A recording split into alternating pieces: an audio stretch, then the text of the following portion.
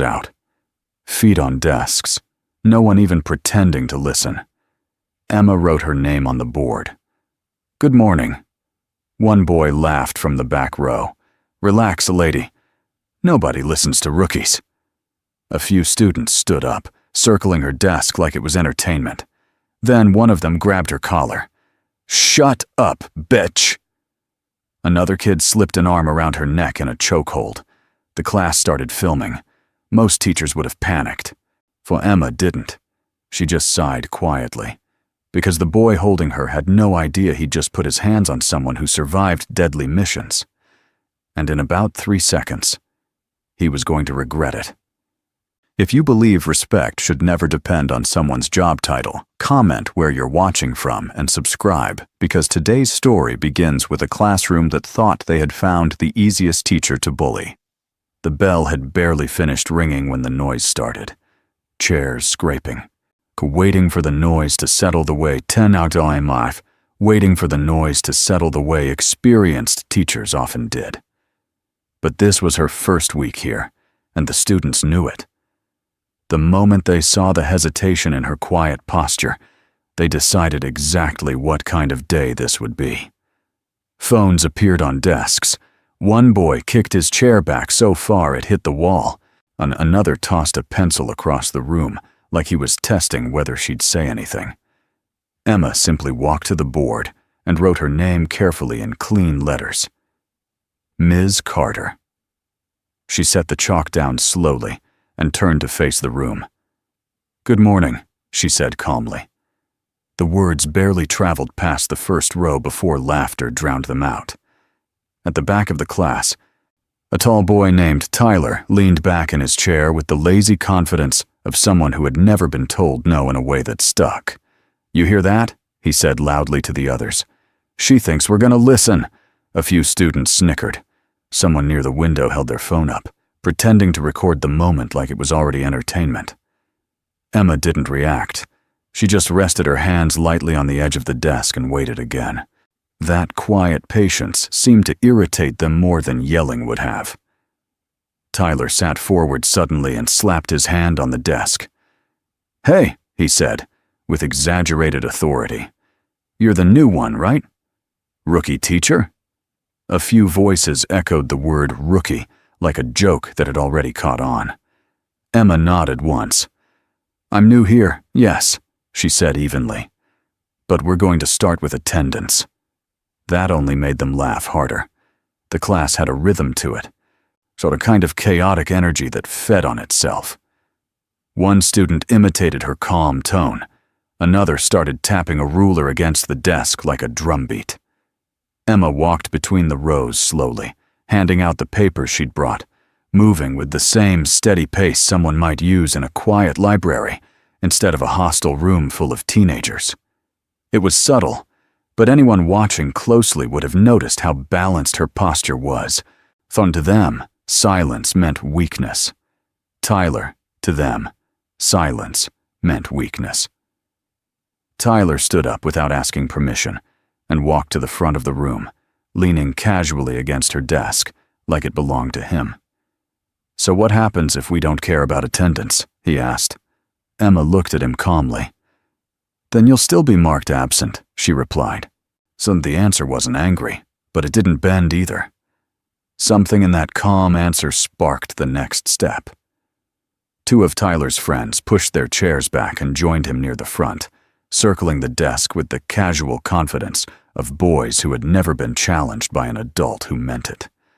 Phones lifted higher now, a few students whispering and laughing as if they were about to capture something funny. One of the boys grabbed a marker off the desk and twirled it between his fingers. "You nervous?" he asked Emma with a grin. She didn't step away. "Should I be?" she asked quietly. That response drew a few surprised looks, but Tyler only laughed louder. "Yeah," he said, stepping closer. "You probably should be." Around the room, a few students leaned forward with anticipation, sensing the moment was escalating into something they'd talk about later. Emma didn't move as Tyler reached out suddenly and grabbed the front of her shirt near the collar. Gasps rippled through the class, half shock and half excitement. Phones rose higher. "Shut up, Batch!" Tyler snapped loudly, the word bouncing off the classroom walls in a way that made the room feel smaller. One of his friends laughed so hard he nearly dropped his phone. Emma's head tilted slightly as the fabric tightened under Tyler's grip, but her expression barely changed. If anything, she looked almost tired, like someone watching a mistake unfold in slow motion. "Look at her!" someone shouted from the 100th floor. "Look at her!" someone shouted from the back. "She's not even fighting back!" For a moment, Emma allowed the situation to stay exactly as it was. Her breathing remained steady. Her feet stayed planted exactly where they had been before the boys touched her. On the wall above the door, then briefly on the wall above the door, then briefly toward the hallway window. Small details, quick checks. The boy's arm tightened slightly around her neck as he leaned his weight in, trying to make the moment look more dramatic for the cameras pointed at them. "Say you're sorry," he laughed into her ear. "Say you're sorry for talking back." Emma didn't answer. The quiet stretched longer than the class expected, turning the laughter slightly uncertain. A girl near the front lowered her phone slowly. Something about the teacher's posture suddenly didn't look like panic anymore. Emma's shoulders were relaxed. Her balance looked centered even with the boy's arm pressing against her throat. She finally spoke then, her voice calm enough that it forced the closest students to lean in just to hear it. You should let go," she said softly. The boy holding her only laughed louder. "Or what?" he said. Around the room, several students waited for the explosion they expected from an adult pushed too far. But Emma didn't raise her voice. She didn't struggle. She just exhaled slowly, the kind of measured breath someone might take before beginning something they had done thousands of times before. Because the boy gripping her collar and the one holding her neck had no idea that the quiet rookie teacher standing in front of them had spent 8 years surviving situations far worse than a classroom full of bullies. And the moment she decided to move, everything in that room was about to change. For a long second, nothing happened. The classroom stayed frozen in that strange balance between chaos and expectation. Tyler's hand still gripped Emma's collar, the fabric twisted in his fist, while the other boy's arm hung loosely around her neck, like he thought he was the strongest person in the room. Phones remained raised, red recording lights blinking, as several students waited for the meltdown they expected from any teacher pushed this far. But Emma didn't shout. She didn't panic. She didn't even try to pull away. Instead, she took one slow breath, the kind that barely moved her shoulders, and her eyes lifted once more toward the clock above the door. "So got your tongue?" Laughter spread again. "Got your tongue." Laughter spread again, though it sounded less certain this time. Emma's head tilted just enough to look at Tyler without moving the rest of her body. "You really should let go," she repeated quietly. Tyler rolled his eyes. "Or what?" he mocked again, leaning closer to her face. A few kids at the front leaned forward in their chairs, sensing the moment had shifted from funny to something they couldn't quite name yet. One of the phones lowered slowly as its owner noticed something strange in the way Emma's stance hadn't changed at all since the boys grabbed her. Then Emma moved. It happened so fast that several students didn't even realize what they'd seen. Her hand lifted calmly, not striking, but guiding, sliding between the boy's forearm and her throat with precise pressure in exactly the right place. In the same motion, she stepped sideways, shifting her weight in a way that instantly broke the leverage of the chokehold. The boy's arm slipped free before his brain could catch up. Tyler's grip on her collar tightened in surprise, but that only made his mistake worse. Emma turned slightly, her other hand catching his wrist with a controlled twist that redirected his balance forward. Tyler stumbled without understanding why, his body pulled toward the desk as if gravity had suddenly doubled. The room went silent. Tyler's chest hit the edge of the desk with a loud thud, his arm pinned in a firm but controlled hold that stopped him from moving without actually hurting him. The boy who had been behind her stepped back so quickly, he nearly tripped over a chair. Emma released the pressure just enough to let Tyler breathe, but not enough for him to pull away. Her posture remained relaxed, one hand guiding his wrist, while the other rested lightly against the desk to stabilize him.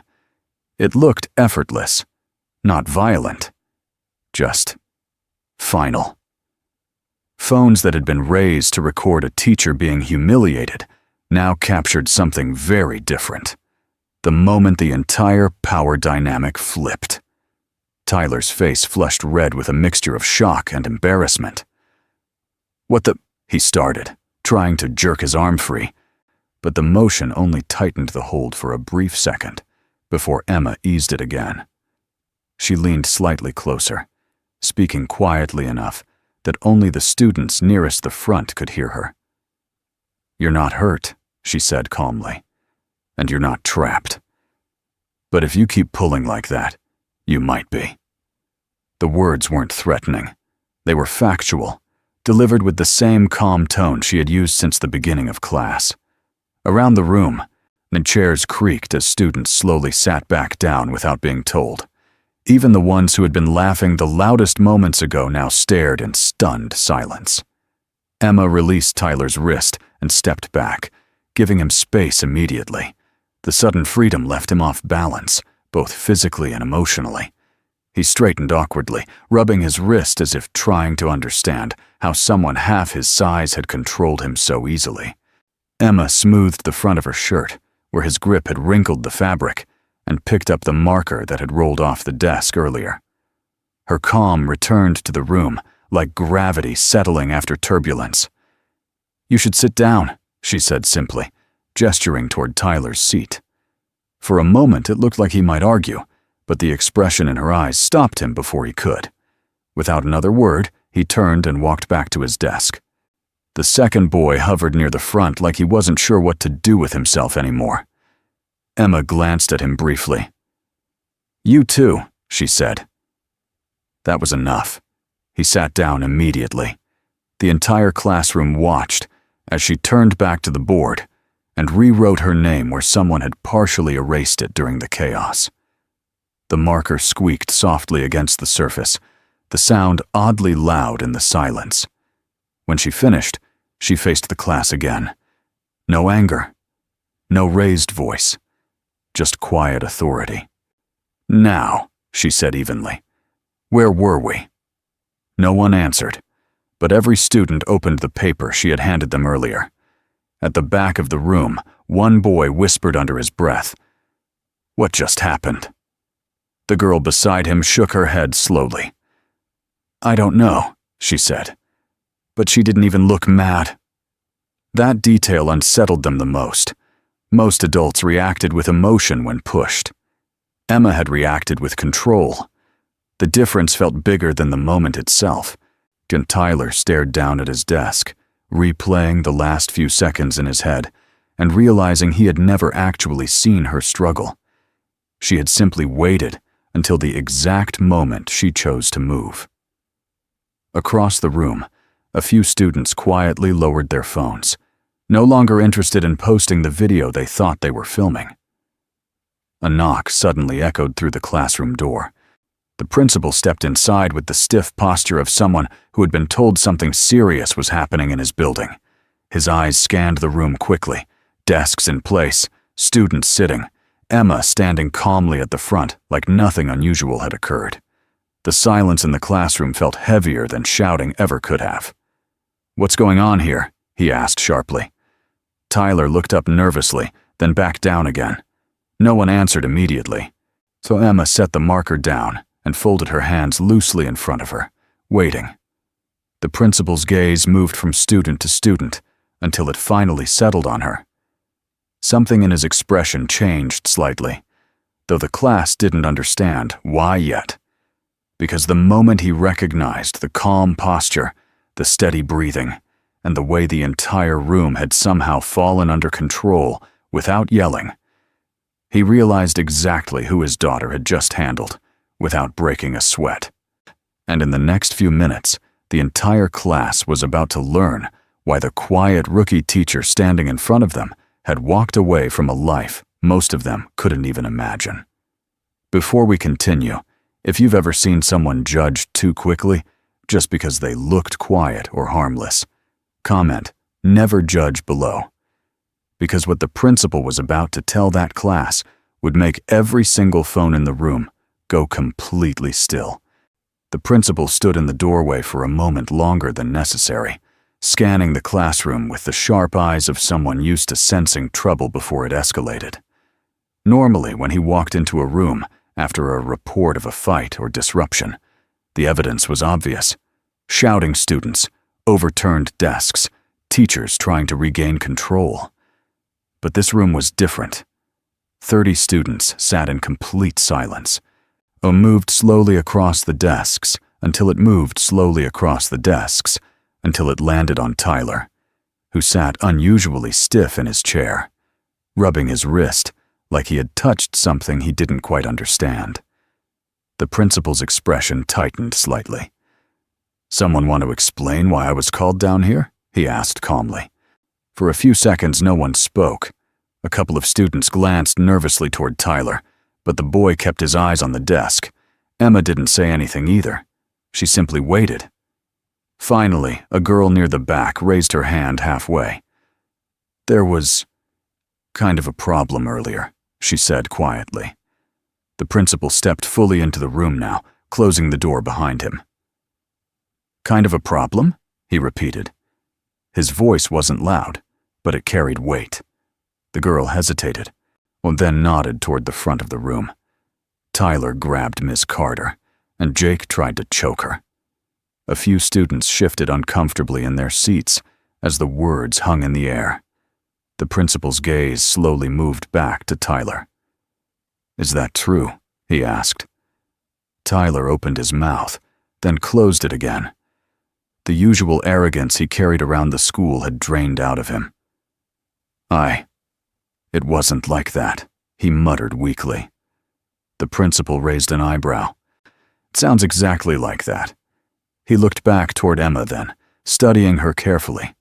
She met his gaze with the same calm composure she had shown since the beginning of class. No anger, no complaint, just quiet control. The principal sighed slowly, rubbing the bridge of his nose like someone who had already pieced together more than the students realized. "Tyler," he said after a moment, "you should consider yourself very lucky." That sentence confused the room immediately. Several students exchanged glances, expecting the opposite reaction. "Lucky?" Tyler repeated, clearly unsure if he'd heard correctly. The principal nodded once. "Yes," he said simply, "because the person you decided to put your hands on today showed you a lot more patience than most people would." He turned toward the class as a whole then, his voice settling into a calmer, measured tone. "So I think there's something all of you should understand before this situation goes any further." The students leaned forward slightly, curiosity beginning to replace their earlier tension. The principal gestured lightly toward Emma. "Ms. Carter didn't come here straight out of college like most new teachers," he said. "Before she stepped into this classroom, she spent 8 years serving in the United States Navy." The room went still again.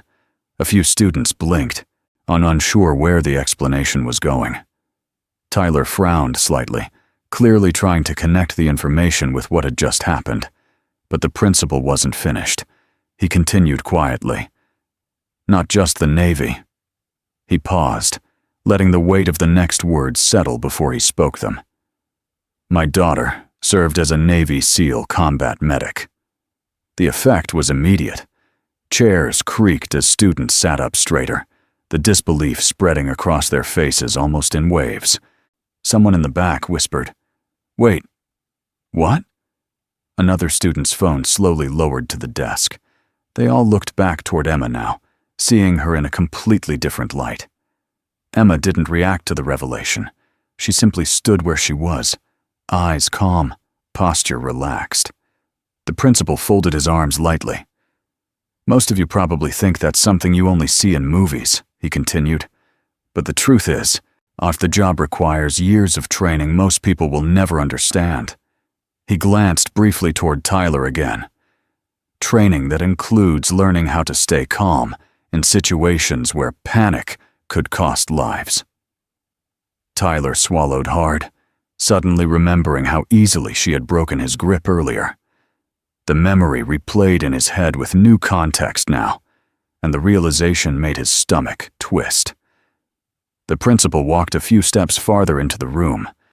Emma didn't leave the military because she couldn't handle it, he said. She left after a mission overseas that didn't go the way anyone planned. The class remained silent, hanging on his words. Some of the people on her team didn't come home, he added quietly. The statement landed heavily, shifting the mood of the room from curiosity to something closer to respect. A girl near the window lowered her eyes. I'm suddenly realizing how childish their earlier laughter must have sounded to someone who had lived through something like that. The principal continued. After that mission, she decided she wanted to spend the next part of her life doing something different. He gestured towards the desks around them. Teaching, he said, sought helping students build better futures instead of fighting wars halfway across the world. The simplicity of that explanation carried more weight than any dramatic speech could have. Emma finally spoke then, her voice calm and steady. That's why I'm here, she said quietly. The class looked back at her again, noticing the same controlled confidence that had been there from the beginning. I didn't come here to fight anyone, she continued. I came here to teach. Tyler stared at her for several seconds before slowly looking down at his desk again. The humiliation he felt earlier had shifted into something heavier now. Not fear, exactly. Something closer to embarrassment mixed with respect. He cleared his throat awkwardly. I didn't know, he said under his breath. Emma nodded once. No, she replied gently. You didn't. The way she said it carried no accusation, just a simple statement of fact. Around the room, Fit looked around the classroom once more, his face showing a mixture of surprise and concern. The principal looked around the classroom once more, his expression firm but calmer now. What happened here today doesn't need to become something bigger than it already is, he said. But I expect every person in this room to remember one thing. He paused long enough for every pair of eyes to focus on him, till you never truly know who someone is, or what they've been through, just by looking at them. The words settled into the silence like a lesson far more powerful than anything written on the board that morning. Emma picked up the marker again and turned back to the board, as if the conversation had simply been a brief interruption. Now, she said quietly, writing the first lesson of the day beneath her name. Let's get back to class. Students who had barely listened earlier now leaned forward over their papers, paying attention in a way they hadn't before. Even Tyler kept his eyes on the board, the earlier arrogance completely gone. For the first time that morning, the classroom actually looked like a place where learning might happen.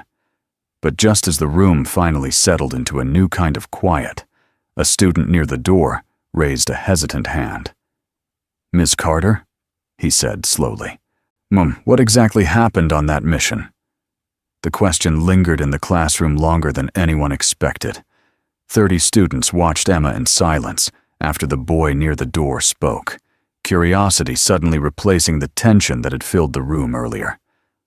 Emma stood at the board with the marker still in her hand, the words of the day's lesson half written, but forgotten for the moment. She didn't answer right away. Instead, she set the marker down carefully and turned to face the class again. The principal remained near the door, arms folded, watching the same way someone might watch a story unfold that they had already heard before. Emma looked across the room slowly, making eye contact with several students one by one, including Tyler. When she finally spoke, her voice was calm but carried a weight that quieted even the smallest movements in the room. Some stories aren't meant to be told in detail, she said gently. The answer didn't sound dismissive, it sounded honest. But look, she had seen it before. People trying to get her to do something she didn't want to do. She had seen it before. People trying to get her to do something she didn't want to do.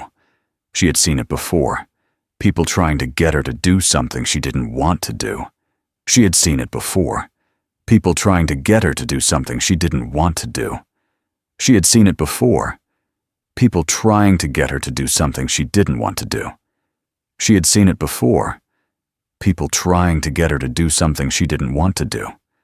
She had seen it before. People trying to get her to do something she didn't want to do. She had seen it before. People trying to get her to do something she didn't want to do. She had seen it before. People trying to get her to do something she didn't want to do. She had seen it before. People trying to get her to do something she didn't want to do. She had seen it before. People trying to get her to do something she didn't want to do. She had seen it before. People trying to get her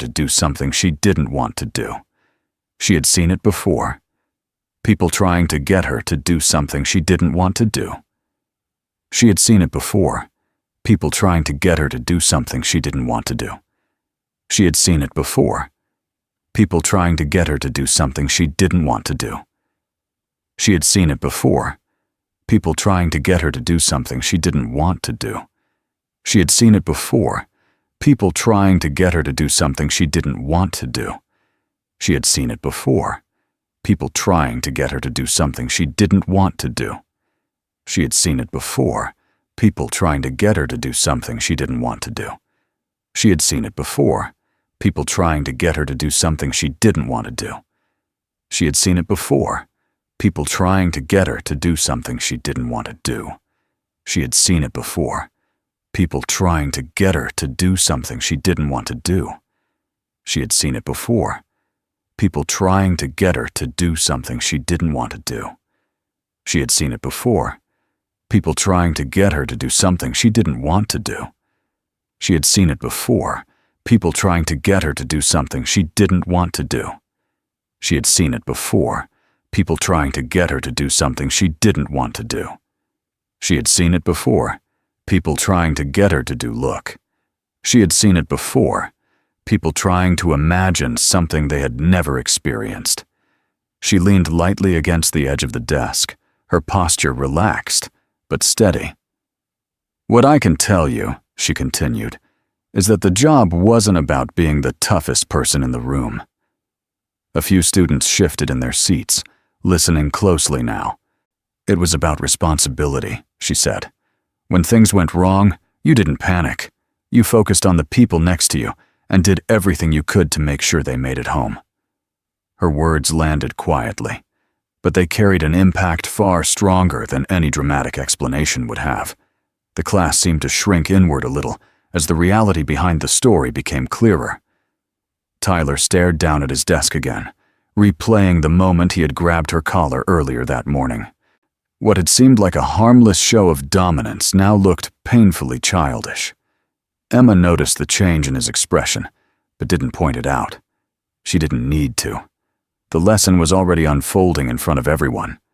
The principal stepped forward slightly, resting a hand against the back of an empty chair. "Emma doesn't talk about that mission much," he said calmly to the class. "But I remember the night she came home."